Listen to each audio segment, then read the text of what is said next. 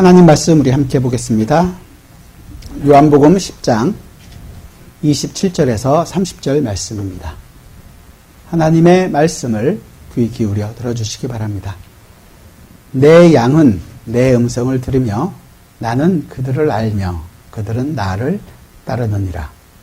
내가 그들에게 영생을 주노니 영원히 멸망하지 아니할 것이요 또 그들을 내 손에서 빼앗을 자가 없느니라. 그들을 주신 내 아버지는 만물보다 크심에 아무도 아버지 손에서 빼앗을 수 없느니라. 나와 아버지는 하나이니라 하시매. 계속해서 우리가 이 예수님께서 수전절에 예루살렘 성곽, 솔로몬 성곽에서 거느시면서 바리새인들과 함께 이야기하고 있는 내용들 함께 살펴보고 있습니다. 그들은 지난 시간에 살펴본 것처럼 예수님을 따르지 않죠. 그리스도면 우리에게 직접적으로 알 수 있게 해달라.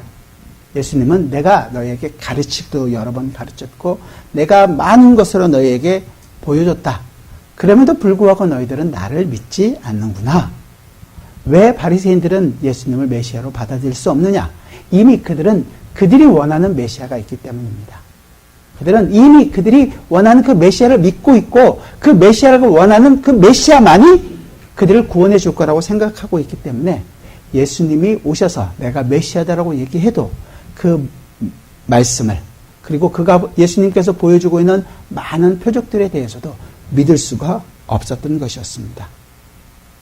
자기 생각으로 믿고 있고 자기 생각으로 따르고 있고 자기 생각하는 그 메시아를 원했던 자들이었습니다. 근데 예수님이 오늘 얘기하시는 거예요. 27절 처음에 내 양은 내 음성을 듣는다. 여러분들은 과연 이 목자의 음성을 듣고 살고 있습니까? 이렇게 말씀하시는 것처럼 양은 목자의 음성을 듣는데요. 어떻게 하면 들을 수 있을까요? 설교를 귀 쫑긋 하고 들을까요? 여러분들이 목자의 음성을 듣는다는 것은 물론 하나님의 말씀이 선포되는 것 안에서 포함되어 있습니다. 그리고 여러분들이 개인적인 묵상 안에서도 포함되어 있을 수 있습니다. 여러분들이 듣고 아니면 읽고 묵상하면서 깨닫게 되는 것은 여러분들이 그 내용이 어떻다, 문맥적인 어떤 내용을 이해하는 것만 끝나는 것이 아니라 그 말씀이 여러분 안에서 생명력이 있게 되고 그래서 그 생명력은 여러분의 삶에서 역동적으로 삶을 살아가게 합니다. 그리고 이 역동적인 삶은 여러분의 인생에서 열매라는 것을 맺게 한단 말이죠. 삶의 역사가 반드시 따라 나온다는 거예요. 그래서 삶의 역사가 있기 때문에 열매가 반드시 맺히게 되는 거고 그 열매는 우리의 열매가 아니라 성령 하나님께서 맺혀가는 열매라는 것을 분명하게 이해하게 되는 것입니다. 열매는 내 힘으로 맺혀가는 것이 아니에요. 양은 언제나 양의 문을 통하여, 양의 문이 뭐라 그랬죠? 예수 그리스도라고 그랬죠. 그 예수 그리스도를 통하여 들고 나가면서 꼴을 먹고 물을 먹고 그 꼴에서 삶을 얻고 쉼을 얻고 하면서 성장하고 자라갔을 때 열매가 맺혀 나가는 것입니다. 물론 주위에서 많은 유혹이 있죠. 내 마음대로 가고 싶어 하지는 욕심이 있고 저기 보면 더 좋은 것이 있을 것 같은 내 생각이 있습니다. 그러나 그 생각과 그런 모든 주위의 유혹들을 과감하게 잘라내고 목자의 음성만을 따라갔을 때 꼴을 얻고 물을 마시고 쉼을 얻습니다. 우리 인생에도 반드시 영적인 싸움들이 있어요. 그냥 평안하고 평탄한 길을 허락하시는 것이 아니라 하나님께서 허락하시는 영적 싸움들이 있어요. 유혹 앞에 있을 수도 있고 어려움 앞에 설 때도 있고 때로는 고난이 우리 앞에 찾아올 때도 있습니다. 그러나 그 모든 것은 목자의 음성을 듣고 양의 문을 통하여 들고 나는 것이 있다면 그 모든 것을 이길 수 있게 하는 것이죠. 우리는 오직 예수 그리스도라는 그 양의 문을 통하여 들고 나가며 꼴을 먹고 사는 것입니다.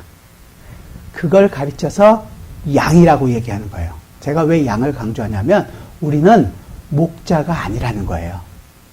절대 목자가 아니라는 거죠. 양이 언제 목자를 걱정하는 적이 있나요? 여러분들? 양은 목자를 걱정하지 않습니다. 그냥 목자의 음성을 따라가면 돼요. 목자가 양을 걱정합니다. 양을 돌보고 양을 바른 길로 인도해 줍니다. 그래서 우리는 목자 걱정할 필요가 없어요. 그 목자는 우리를 너무도 잘하시고 우리를 너무도 바른 길로 우리를 인도해 주시는 분이십니다. 그래서 우리는 그 목자의 음성만 따라가면 됩니다. 이걸 제일 잘 표현한 표현이 아마도 시편 23편일 거예요. 여러분들이 너무도 잘 아시는 우리 시편 23편을 한번 봅시다. 시편 23편 3절과 4절인데요. 다윗이 그 내용을, 다윗도 역시 목자였잖아요. 그러니까 하나님의 마음을 너무도 잘 알면서 표현한 시편인데 23편 3절과 4절을 제가 읽어드리겠습니다. 내 영혼을 소생시키시고 자기 이름을 위하여 의의 길로 인도하시는도다. 내가 사망의 음침한 골짜기로 다닐지라도 해를 두려워하지 않을 것은 주께서 나와 함께 하심이라. 주의 지팡이와 막대기가 나를 안위하시나이다. 나의 영혼을 소생시켜주시고 나의 가장 안전하게 인도하시는 분이 목자라고 얘기하는 거예요. 내가 비록 지금 사망의 음침한 골짜기를 다닌다고 할지라도 주님께서 나를 인도하시는 길은 지팡이와 막대기를 통하여 나를 인도해 가신다는 것입니다. 나는 내 지금 힘든 순간 때문에 죽을 것 같은데 그 싸움을 누가 싸우고 계시는 거냐 하면 실질적으로는 목자이신 주님이 싸우고 계신다는 거예요. 여러분들이 와서 주여 도와주옵소서라고 간절히 기도하고 있는 그 순간에도 우리의 기도보다 더 간절히 주님께서는 우리를 위하여 간구하고 계십니다. 우리가 계속 딴 길로 갈 때 지팡이와 막대기가 우리를 인도하신다는 거죠. 구약에서는 이렇게 표현하지만 신약에서는 우리가 지난 시간에는 히브리서 11장을 통해서 믿음의 선배들이 어떻게 믿음을 지켰는지 얘기했다면 12장에서는 이렇게 얘기합니다. 찾지 마시고요. 12장 5절부터 제가 읽어드릴게요. 또 아들들에게 권면하는 것 같이 너희에게 권면하신 말씀도 잊었도다. 일러스되 내 아들아 주의 징계하심을 경히 여기지 말며 그에게 꾸지람을 받을 때 낙심하지 말라. 주께서 그 사랑하시는 자를 징계하시고 그가 받아들이시는 아들마다 채찍질 하심이라 하였으니 너희가 참음은 징계를 받기 위함이라. 하나님의 아들과 같이 너희를 대우하시나니 어찌 아버지가 징계하지 않는 아들이 있으리요. 징계는 다 받는 것이오늘 너희에게 없으면 사생자요 친아들이 아니니라. 징계하신다는 거예요. 우리에게.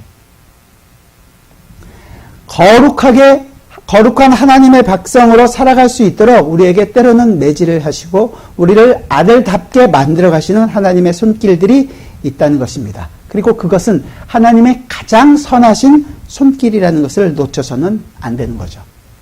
이 하나님의 징계하심을 여러분들은 인정하고 받아들이십니까? 하나님은 정말로 아주 정확하고 딱 맞는 그 순간에 우리에게 채찍질을 하십니다. 그래서 우리가 딴 길로 가지 않게 하시는 거죠. 그렇게 하심으로 말미암아서 우리가 다른 생각을 안 하고 바른 길을 가요. 이걸 믿음이라고 얘기하는 거죠. 이 하나님의 선하심이, 하나님의 백성을 대우하심이 내 인생 속에서도 나타나게 될 때 모든 것이 힘들고 어려운 음침한 골짜기 같은 상황이 나에게는 가장 큰 믿음의 순간이라는 것을 알게 되는 것입니다. 그래서 우리는 그 목자만을 따라가게 되는 거예요. 그럴 때 우리는 어디서든지 풍성한 꼴을 먹고 우리는 자라가게 될 것입니다. 목자가 양을 먹이는 이유는 잡아먹기 위해서가 아니에요. 그 양이 양답게 목자로 인하여 모든 것을 받고 목자로부터 오는 것으로 말미암아 만족을 누리는 것이 목자가 원하시는 거예요. 여러분들이 노력해서 교회를 키우고 뭔가를 큰 일을 해야지 목자가 좋아하시는 것이 아니란 말이죠. 그 양답게 양으로서의 삶을 기뻐하며 꼴을 먹고 물을 마시고 그 목자와 함께 놀고 뒹굴고 하고 있는 모든 것을 목자는 원하시는 거예요. 그 목자의 인도함만을 따라가는 것. 그게 우리의 인생이라는 거죠. 여러분 한 사람 한 사람을 그렇게 이끌기도 하시고 우리 교회 전체로서도 하나님께서 이끌어가고 계십니다. 처음 이 교회 우리 무리로 같이 몰고 갈 때 처음엔 잘 모르잖아요. 이 교회가 어떻게 가는지. 그래서 먼저 가는 사람들이 있어요. 먼저 따르는 양이 있고 그 양을 뒤따르는 양이 있는 것이죠. 요즘에는 너무 앞으로 달려가는 양, 왜 나만 고생하냐 이런 사람들이 너무 많아서 뒤로만 빠지려고 하는 양들 때문에 골머리가 아프다고 그들 하더라고요. 그런데 먼저 가는 것만큼 목자와 함께 경험하는 것은 많습니다. 다 누구나 다 앞으로 와서 목자의 음성을 더 많이 듣고 목자와 교제 나누기를 원하시는 거죠. 그렇게 다닐 때 성장하게 되고 이 성장 자라면서 열매가 맺혀지는 것입니다. 열매는 예수 그리스도를 통하여 우리에게 주어진 열매이기에 이건 신약에서는 다르게 성령의 열매라고 갈라디아서 5장에서 이야기도 합니다. 그래서 우리가 사랑받은 것을 알기 때문에 내 인생에서 그만큼의 헌신과 그만큼의 주님 앞에 나와서 섬김이 나오게 되는 거란 말이에요. 내가 지금 그런 모습이 나오고 있지 않다면 내가 목자를 따라가는 양으로서의 내 자리가 어딘지 여러분 스스로가 잘 살펴보셔야 됩니다. 그리고 작은 일에도 기뻐하고 항상 목자의 음성을 듣기를 소망하면서 살기를 여러분들이 바랍니다. 그때 오늘 얘기하시는 것처럼 주님께서 얘기하신 거예요. 내가 그들에게 영생을 주노니. 영생을 준대요. 진시황이 그렇게 갖기 원했던 영생. 여러분 오해는 하지 마세요. 영생이라는 것은 우리가 영원히 삽니다. 예수를 믿어도 영원히 살고요. 예수를 믿지 않아도 영원히 삽니다. 영원히 사는 것은 누구나 다 누구에게 다 주어져 있어요. 그러면 이 영생을 준다는 것은 뭐 다 살면 되는 거 아닌가? 아니죠. 하나님과 영원히 사느냐 아니면 하나님이 없이 영원히 사느냐죠. 우리는 하나님과 그 영광의 자리에서 영원히 삽니다. 하지만 하나님을 믿지 않는 저 세상은 하나님의 심판이 떨어지는 그곳에서 영원히 삽니다. 그런데 우리가 그 영원한 심판 가운데 있던 우리를 하나님께서 건져내셨어요. 목자를 통해서 우리를 건져내셨단 말이죠. 그렇게 건져낸 하나님의 백성을 하나님께서는 항상 지키시고 보호하셔서 그들을 끝까지 빼앗기지 않겠다고 얘기하는 게 오늘 본문 28절과 29절이에요. 28절과 29절을 우리 같이 읽어보겠습니다. 시작. 내가 그들에게 영생을 주노니 영원히 멸망하지 아니할 것이요 또 그들을 내 손에서 빼앗을 자가 없느니라. 그들을 주신 내 아버지는 만물보다 크심에 아무도 아버지 손에서 빼앗을 수 없느니라. 여기서 보면 두 손이 나오죠. 28절에서는 내 손, 예수 그리스도의 손에서 빼앗을 수 없다. 두 번째 손, 아버지의 손에서 빼앗을 수 없다. 그러니까 하나님의 백성, 이 양을 보호하는 손길은 우리에게는 이중 커버가 되어 있는 거예요.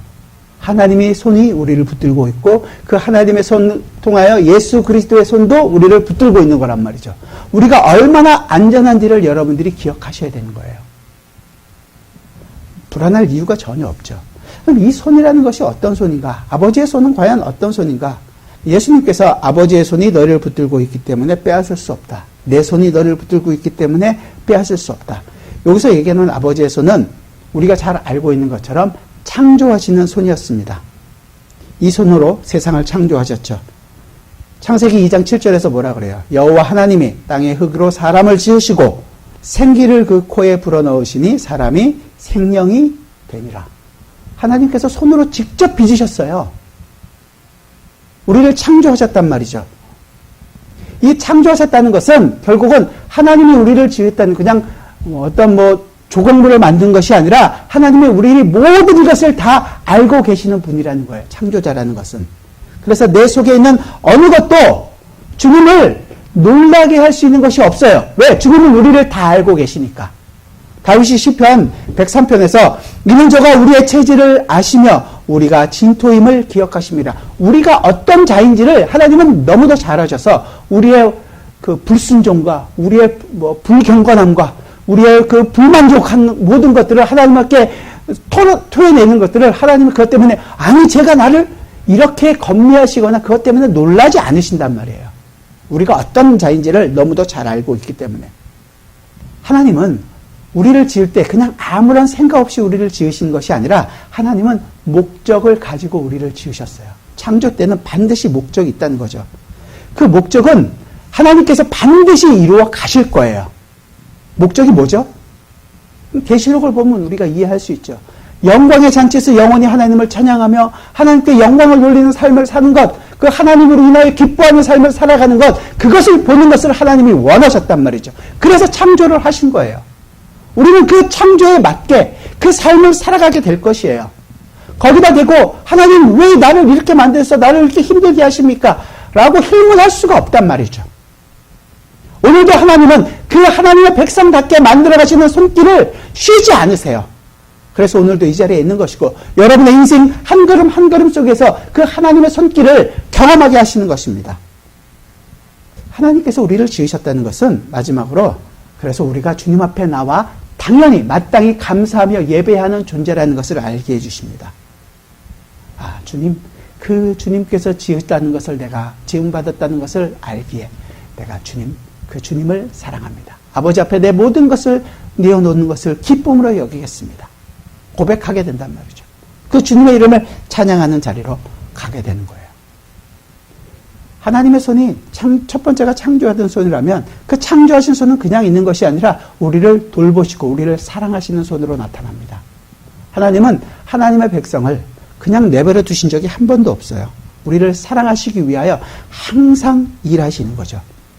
제가 성경을 공부하면서 정말로 사랑하는 사람이 있다면 호세아 선지자일 거예요. 왜냐하면 호세아 선지자는 그 부분에 대해서 우리에게 너무 많은 것들을 알려주고 있기 때문에 그런데 제가 제일 여러분들도 함께 좀 봤으면 좋겠는데 이건 호세아 11장을 한번 같이 봅시다. 구약성경 1265페이지. 호세아 선지자가 하나님이 어떻게 우리를 사랑하시고 돌보시는지에 대해서 너무너무 잘 표현해주고 있어요. 호세아 11장인데요. 원래 1절부터 8절까지 다 읽으면 좋겠지만 중간중간만 볼게요. 1절에 보면 이스라엘이 어렸을 때 내가 사랑하여 내 아들을 애굽에서 불렀거늘. 어려서부터 내가 너희를 불렀다 이거죠. 선지자들이 그들을 부를수록 그들은 점점 멀리 가고 바알들에게 제사하며 아로새긴 우상 앞에 분향하였느니라. 하나님 말씀 듣지 않고 우상으로 다 떠나갔다는 거예요. 3절. 그러나 내가 에브라임에게 걸음을 가르치고 내 팔로 안았음에도 내가 그들을 고치는 줄을 그들은 알지 못하였도다. 하나님이 그렇게 우리를 계속해서 걸음마를 가르치고 할 때까지 안고 갔다는 거죠. 내가 사람의 줄 곧 사랑의 줄로 그들을 이끌었고 그들에게 대하여 그 목에서 멍에를 벗기는 자 같이 되었으며 그들 앞에 먹을 것을 두었노라. 하나님께서 이스라엘을 얼마나 사랑하시는지에 대해서 너무도 열렬하게 표현하고 계시는 것입니다. 그럼에도 불구하고 이스라엘이 배신했다. 이스라엘만 그렇습니까? 우리는 어떤가요?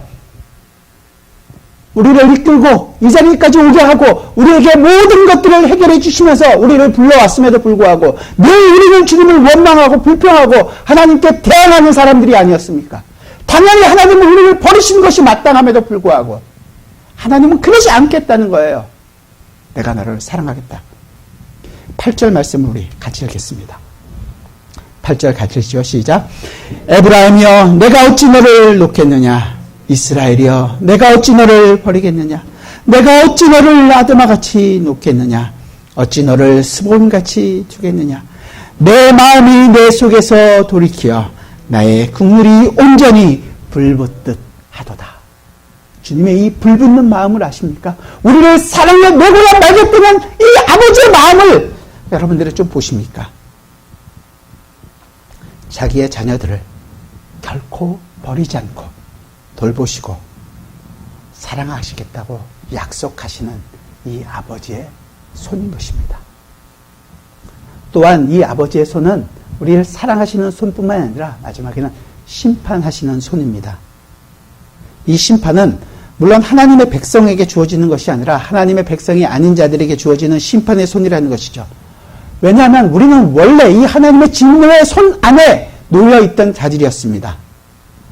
조나단 에드워드 목사님이 18세기의 제1차 대각성 운동이 일어났던 이 북쪽 커네티컷 이쪽에서 있었던 일들을 보면 우리가 얼마나 죄인인지 그 심판 안에 놓여서 그 심판이 얼마나 무서운지를 설교할 때 사람들은 자기 죄 때문에 정말로 몽소리를 치며 회개하고 했다는 기록들이 나와 있습니다. 요즘은 이런 심판에 대한 설교들이 너무 없어요. 그저 하나님은 사랑하시고 용서하시고 받아들이신다, 우리를 지키신다 이것만 있단 말이죠. 그렇지 않습니다. 하나님은 반드시 심판하십니다. 여러분 죄에 대해서 우리가 얼마나 하나님을 거역했는지에 대해서 하나님은 심판하실 것입니다. 돌이키지 않는 저 세상에 대해서 영원한 심판을 하나님은 반드시 할 것입니다. 그러나 돌아오는 자에게는 그 심판이 예수 그리스도에게 주어졌다라는 것을 알기에 감사할 것이고, 은혜로 우리를 대우한다는 것 때문에 주님 앞에 우리의 사랑을 고백하게 될 것입니다. 하지만 이 심판이 반드시 있다라는 것, 이 부분에 대해서 우리가 놓쳐서는 안 되는 것이죠. 단순히 요즘엔 그냥 사랑의 하나님, 복 주시는 하나님으로 얘기해서 사람들만 많이 오고 교회가 그러면 이 교회는 하나님의 은혜를 받았다고 많이 생각하는데 결코 그렇지 않습니다. 우리 한 사람 한 사람이 이 죄에 대해서 민감해지고 회개하게 되고 그 죄로부터 돌이키려고 하는 노력과 그 다음에 열심히 반드시 있어야 되는 것입니다. 이것이 교회가 사는 진정한 힘이 되는 것입니다. 이것을 가리켜서 진정한 부흥이라고 얘기하는 거예요. 그냥 사람만 많아지는 것이 부흥이 절대로 아닙니다. 하나님의 손은 창조하는 손이었고 우리를 사랑하시는 손이었고 심판하시는 손이었습니다. 그 손이 우리를 덮으셨습니다. 그렇기 때문에 우리는 어떠한 것들이 와도 우리를 빼앗아 갈 수 없습니다. 그럼에도 불구하고 여기에 또한 한 손이 더 얹혀집니다. 바로 예수 그리스도의 손입니다. 예수 그리스도의 손은 거친 손이세요. 왜냐하면 예수님은 목수셨잖아요. 목수로서 못을 받고 모든 것을 만들고 우리와 함께 우리의 모든 것들을 다 체휼하신 분이세요.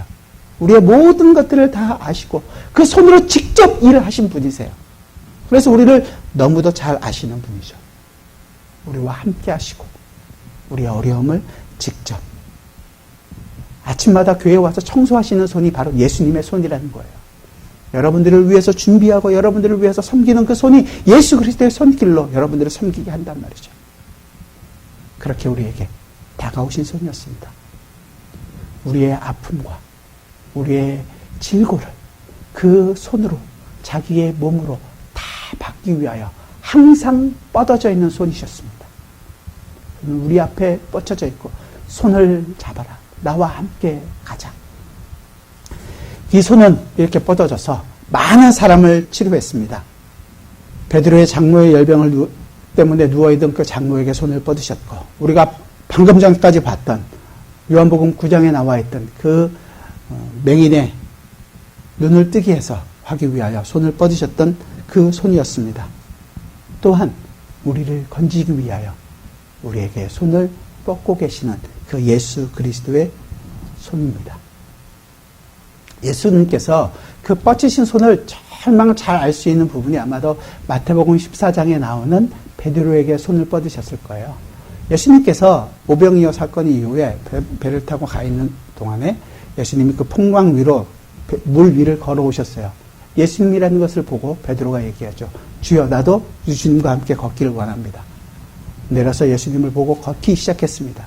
그런데 풍랑을 오는 것을 보고 물에 빠지는 것을 보고 베드로가 뭐라 그래요? 주여 나의 이 물에 빠지는 것을 도와주옵소서. 나를 구원해 주십시오.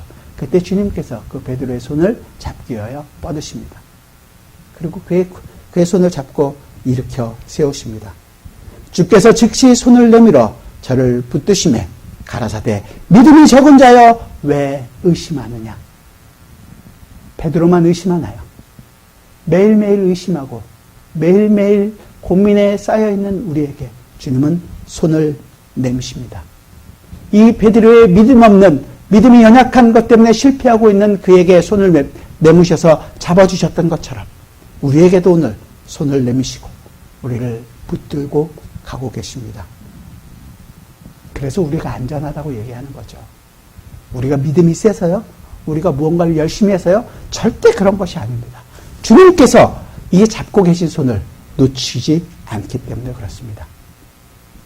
마지막에 이 예수님의 손은 결국은 십자가에서 달리는 손이었습니다. 못자국 난 그 손이 우리를 붙들고 있는 것이죠. 예수님이 부활하신 이후에 많은 사람 앞에 나타나셨습니다. 그 사람들이 예수님을 믿었습니다. 그 자리에 없었던 도마가 나는 그 상처를 만져보지 않으면 내가 못 믿겠다. 예수님이 그 도마에게 나타나셔서 만져봐라. 자, 봐라. 도마의 고백은 이거였죠. 만져보고 난 후에 나의 주, 나의 하나님. 그 상처난 손, 뚫린 그 못자국난 그 손이 바로 우리의 죄로 인한 것이었고, 그 우리의 죄를 용서하시기 위하여 주님께서 죽음을 당하셨던 것이었습니다. 주님의 이 상처난 손으로 말미암아 우리를 붙들고 있기에 우리의 인생은 더 이상 상처나지 않는 것이고, 우리의 죽음은 더 이상 죽음으로 끝나는 것이 아니고, 예수 그리스도의 죽음과 하나 되었기에 우리는 영원한 생명 가운데 있게 되는 것입니다.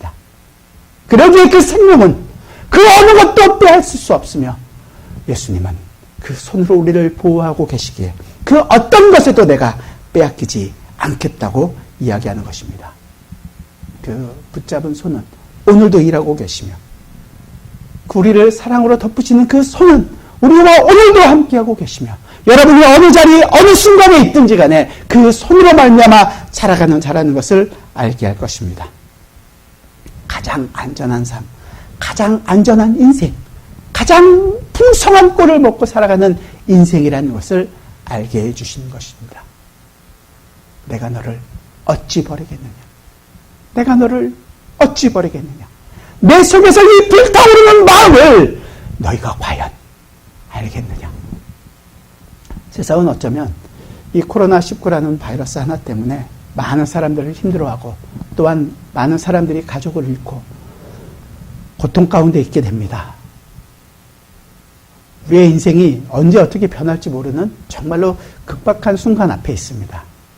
그러나 우리는 그 환경이 우리를 지배하고 살아가는 인생이 아니라 예수 그리스도의 손이, 창조하신 아버지의 손이 우리를 덮고 있으며 우리와 함께하고 있으며 우리가 반드시 하나님 나라의 백성으로 만들어갈 것이라는 것을 믿으며 우리는 살아갑니다.